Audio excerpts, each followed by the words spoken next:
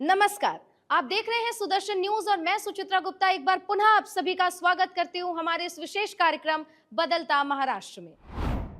महाराष्ट्र के किसानों को आर्थिक मजबूती देने की दिशा में राज्य सरकार ने बड़ा कदम उठाया है। पुण्य श्लोक अहिल्या देवी होलकर किसान कर्ज मुक्ति योजना के जरिए राज्य के प्रत्येक पात्र किसानों को कर्ज मुक्ति का लाभ देने का लक्ष्य रखा गया है। सह्याद्री अतिथि गृह में आयोजित कार्यक्रम में मुख्यमंत्री देवेंद्र फडणवीस ने पुण्य श्लोक अहिल्या देवी होलकर किसान कर्ज मुक्ति योजना के तहत ऑनलाइन लाभ वितरण की शुरुआत की।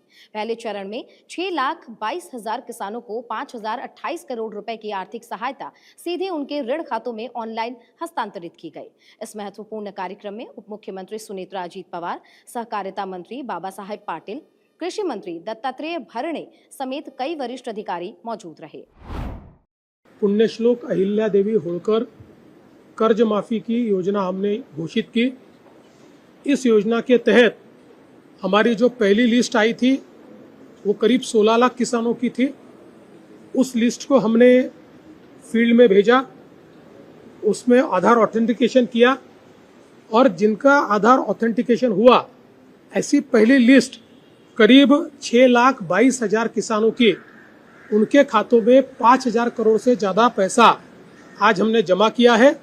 और कल से जैसे जैसे आधार ऑथेंटिकेशन होते जाएगा वैसे वैसे किसानों के खातों में पैसा जाएगा। सभी किसानों को कर्ज माफ़ी का फायदा मिले, इस प्रकार का हमारा प्रयास है। भारत की रचनात्मक प्रतिभा को वैश्विक मंच देने की दिशा में महाराष्ट्र ने एक ऐतिहासिक कदम बढ़ाया है। मुंबई फिल्म सिटी को नई पहचान देते हुए मुख्यमंत्री देवेंद्र फडणवीस ने प्राइम फोकस स्टूडियो के पहले चरण का शुभारंभ किया। इस अवसर पर मुख्यमंत्री देवेंद्र फडणवीस ने कहा है कि यह अत्याधुनिक स्टूडियो मुंबई को वैश्विक क्रिएटिव इंडस्ट्री के प्रमुख केंद्रों के रूप में स्थापित करने में महत्वपूर्ण भूमिका निभाएगा। साथ ही यह प्रधानमंत्री नरेंद्र मोदी के क्रिएटर इकोनॉमी को बढ़ावा देने और भारत को वैश्विक मंच पर स्थापित करने के विजन को भी नई ताकत देगा। मुख्यमंत्री ने कहा कि भारत की संस्कृति, इतिहास और गौरवशाली परंपराओं में ऐसी अनगिनत कहानियां मौजूद हैं जिसमें पूरी दुनिया को प्रेरित करने की क्षमता है। Honorable Prime Minister Shri Narendra Modi ji has shown us this dream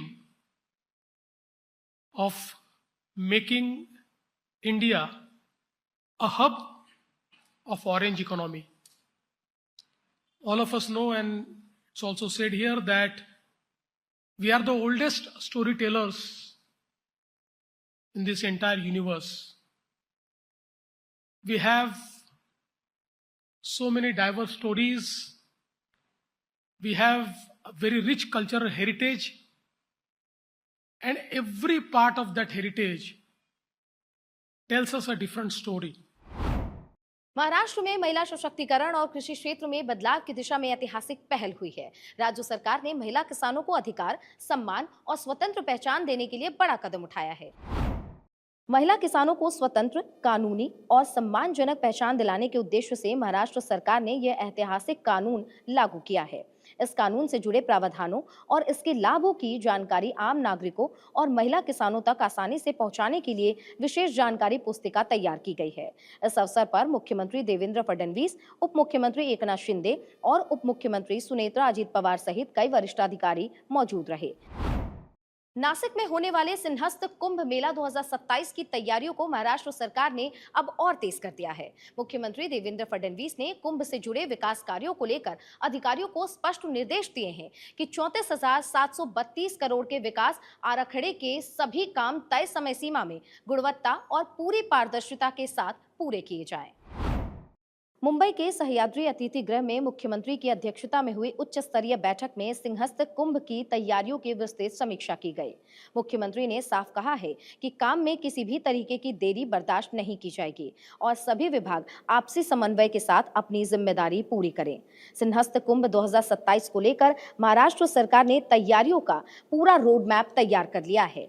Nashik में श्रद्धालुओं की संभावित भारी भीड़ को देखते हुए सड़क, यातायात, पार्किंग, स्वच्छता, आवास, सुरक्षा और आपदा प्रबंधन जैसी व्यवस्थाओं पर विशेष फोकस किया जा रहा है। हमारे आज के इस विशेष कार्यक्रम बदलता महाराष्ट्र में बस इतना ही। देश विदेश के अन्य समाचारों के लिए आप देखते रहिए सुदर्शन न्यूज और सुचित्रा गुप्ता को दीजिए अनुमति। जय महाराष्ट्र, जय हिंद।